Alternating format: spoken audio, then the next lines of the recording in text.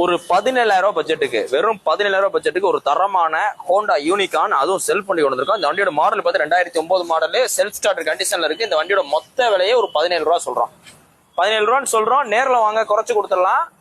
இந்த பட்ஜெட்டுக்கு தரமான வண்டி. செல்ஃப் எடுக்குது, 2 டயர் நல்லா இருக்கு, அலாய் வீல் தான், டிஸ்க் பிரேக் வந்துருது.